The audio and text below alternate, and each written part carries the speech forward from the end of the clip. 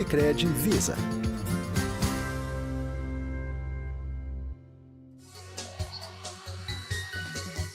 Voltamos com o CBN Campinas para falar sobre os dados numa análise exclusiva feita pela professora Eliane Rosandisk, do Observatório da PUC Campinas, ela que já está conectada aqui conosco. Quem pode acompanhar pelo YouTube também consegue vê-la. Olá, professora, um bom dia, obrigada pela participação e os estudos feitos aqui para a CBN. Bom dia a todos, eu que agradeço a oportunidade de compartilhar com vocês o nosso trabalho do Observatório. Comentamos alguns dados que já conseguimos aqui observar e algumas percepções, elas se confirmaram com os números. Eu queria que a professora comentasse conosco sobre essa questão. O mercado de trabalho realmente, na região de Campinas, ainda está contratando pessoas mais jovens? Então, o levantamento que a gente faz, né, vai acompanhando esse fluxo de contratados e desligados, né? A gente usa como base de informação os dados do Ministério do Trabalho, que é esse cadastro que divulga mensalmente esse fluxo. E está muito evidente que há uma preferência para a seleção de jovens, né? E quando eu falo de jovens, eu estou olhando ali numa faixa de 18 a 24 anos, e com uma característica também que é de ter um ensino médio, tá? Então, se a gente olhar esses universos em separado, a gente vai perceber que 60% da contratação está nessa faixa etária, né? E 70% dos selecionados têm majoritariamente o ensino médio.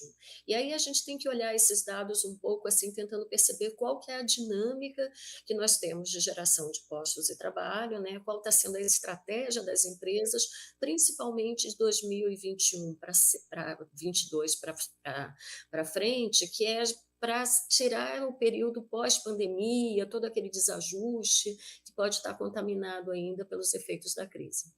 Tem outros dados aqui ainda para a gente comentar, mas quando a gente observa os setores que mais contratam, e será que já é um caminho para a gente entender e quais as atividades, né, eles buscam esses jovens, entender o porquê desse perfil, professora? Então, exatamente, é essa um pouco a ideia, né, porque quando a gente olha num período mais longo, ou seja, por isso que o recorte está 22 e esse primeiro semestre de 23, é justamente para entender essa dinâmica.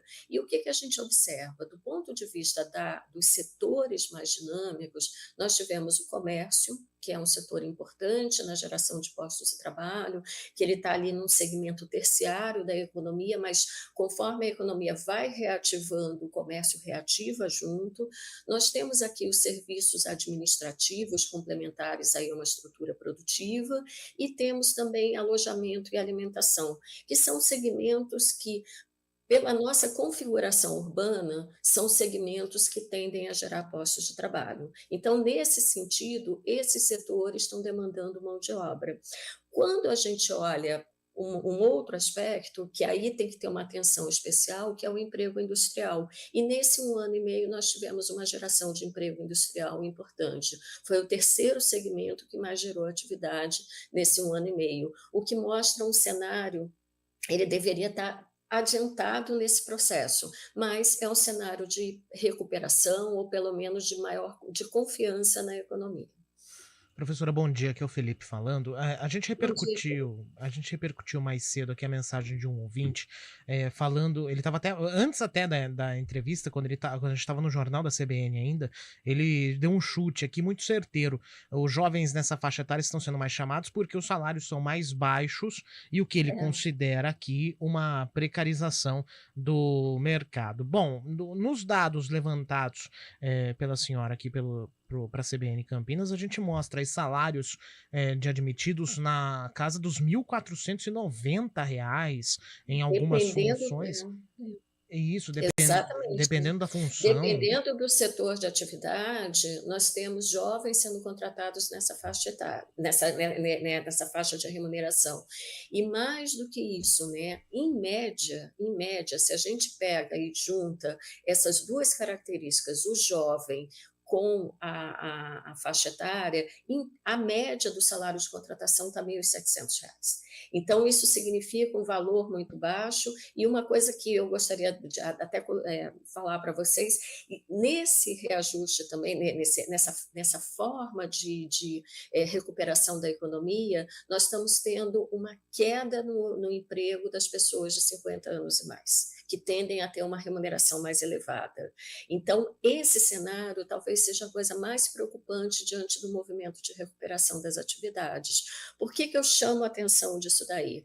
Porque dentro da estrutura de orçamento familiar, né, as pessoas com uma faixa etária mais elevada tendem a ter um padrão de remuneração maior, e isso configura aí uma estrutura de orçamento. Quando você tem esta pessoa sendo mandada embora, de alguma forma você força determinados jovens a se inserirem no mercado de trabalho justamente para complementar a renda. E aí isso gera aí uma desvantagem muito grande do poder de barganha desses jovens, que acabam tendo que entrar por um valor um pouco acima de um salário mínimo. E até tempo de estudo, né, professora? Tempo de estudo fica reduzido.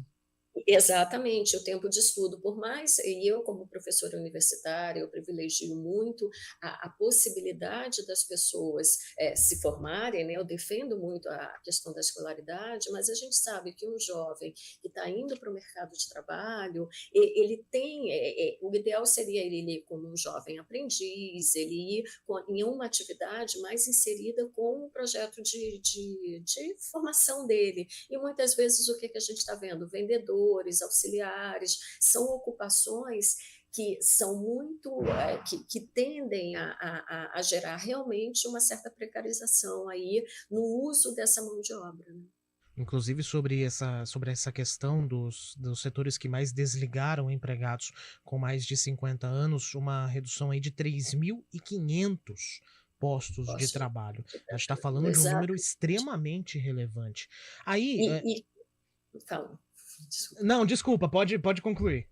Não, e quem faz isso acaba sendo a indústria, que de alguma forma É, consegue ter um padrão de remuneração mais elevado. Então dá para exatamente. perceber que há uma estratégia aí, e coerente ainda com o cenário de muita incerteza, de entender a mão de obra como sendo um custo. Então, de alguma forma, existe um padrão aí de tentar rearranjar a estrutura ocupacional de modo a diminuir os custos, todos os custos possíveis com o trabalho, com a força de trabalho. Agora, professora Eliane Rosandinsky, eu tenho uma pergunta aqui. Analisando todos esses dados, todo esse trabalho que a senhora teve justamente para poder levantar todas essas informações, só relembrando, a base de dados que ela consultou é o CAGED, o novo CAGED, 2021, 22 e 23. Na sua avaliação, a gente já está a como ficou o pós-pandemia, digamos assim? Porque falava-se muito na pandemia que os setores comerciais, o comércio no geral, o emprego, ia demorar muito tempo para se recuperar e ia voltar diferente. Com base em tudo isso que a senhora analisou, qual que é a avaliação nesse momento da geração de empregos e da economia aqui da região? Olha, pergunta fácil, quanto tempo eu tenho? No final da manhã inteiro para a gente discutir isso. Não, estou brincando, né? Que há várias camadas nessa pergunta que você fez, né? O primeiro aspecto, nós temos aí uma recuperação consistente, uma recuperação adequada? Sim, nós temos uma recuperação, principalmente quando a gente observa o setor de comércio crescendo, quando a gente pega o setor de alojamento e alimentação também retomando. Esses setores que são acessórios aí da atividade produtiva, eu falo acessórios porque a gente coloca dentro de um serviço cujo o cliente é a empresa, então seria serviço de tecnologia de informação, serviço bancário, todo um segmento aí complementar que estaria sendo colocado. Isso é uma dinâmica da atividade econômica, ok. Nós temos aqui, a nossa característica é não ser uma economia tão agrícola, então nós temos aí atividades urbanas que estão tentando se readaptar. Qual que é o desafio? E aí eu colocaria 2 grandes desafios que nós estamos enfrentando nessa recuperação. Primeiro, esse cenário de incerteza durante todo o processo de recuperação, e eu não falo não só pelas condições internas aí de política, mudança, eleição e tudo mais, mas um cenário internacional também, de uma guerra, uma dificuldade muito grande para que essas atividades industriais se retomem, tá? Então, isso seria um primeiro cenário aí que coloca as empresas numa condição de muita incerteza, né? Essas cadeias globais se reorganizando, estrutura de preços. E um outro problema aí foi a inflação, ou tem sido a inflação, que corrói muito o poder de compra do salário dos trabalhadores. Juntando essas duas coisas e tentando fazer uma síntese, o que, que nós temos? Nós temos um cenário de incerteza quanto a que está se tentando desenhar aí como que vamos pensar a nossa estrutura produtiva, atividades industriais e tudo mais. Num cenário inflacionário, onde você tem uma grande corrói muito o poder de compra do trabalhador, a demanda interna não se torna um elemento importante para puxar essa economia. Tentando falar de uma forma mais geral, o que vai gerar demanda? É o salário. Se o orçamento está muito comprometido com compra de produtos básicos, você tem uma demanda que está muito fragilizada.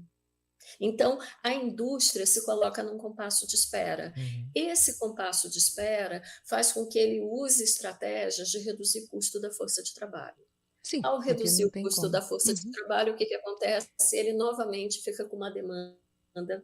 Então, esse cenário tem que ser, de alguma forma, essa bomba tem que ser desatada, porque no momento em que internamente nós tivermos uma demanda mais forte, essa atividade econômica ela ganha um impulso maior, ganha uma potência maior e provavelmente o mercado de trabalho vai reagir de uma forma mais positiva. E o que eu chamo de uma forma positiva? Remunerando melhor, não criando trabalhos tão flexíveis, porque uma outra coisa que eu também aponto no trabalho, na nossa pesquisa, é que existe uma tendência ao uso de um contrato muito flexível. Que contrato flexível é esse? Trabalho intermitente, trabalho por tempo determinado.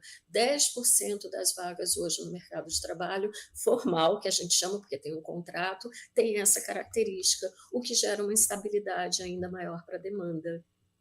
E aí a gente vai tendo outras repercussões, porque enquanto isso, a renda do trabalhador não está suficiente para pagar custos de vida, e a gente sabe que na região metropolitana o custo tem sido muito alto, em comparação até com a capital São Paulo.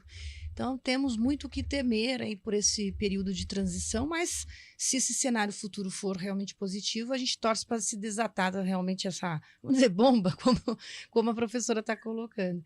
O nosso tempo acabou se esgotando aqui, mas eu queria agradecê-la imensamente pelo trabalho, a elaboração dos dados, essa compilação para uma reflexão importante e que algumas das nossas percepções se confirmam. Então, vamos avançar, né, com políticas públicas, com reflexões para que o mercado de trabalho seja melhor para os trabalhadores, de fato, professora.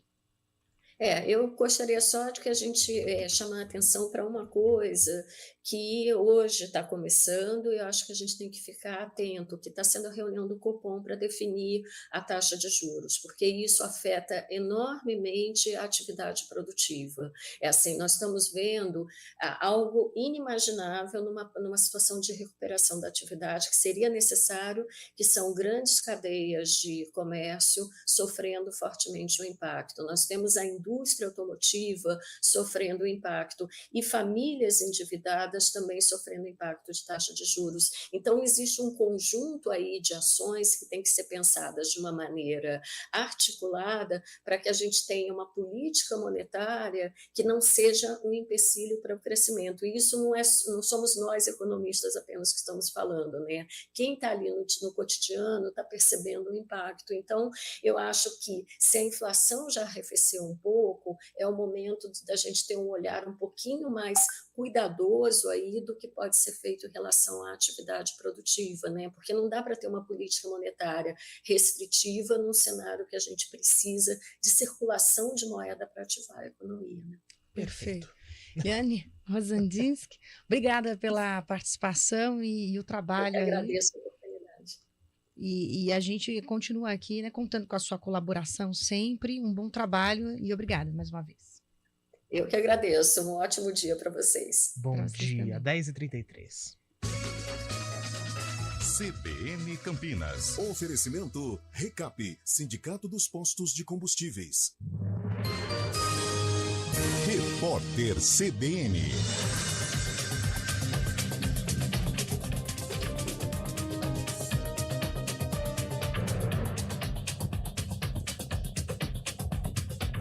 Terça-feira, 1º de agosto de 2023. O delegado Antônio Sucupira, titular da delegacia de Guarujá, afirmou ao Jornal da CBN que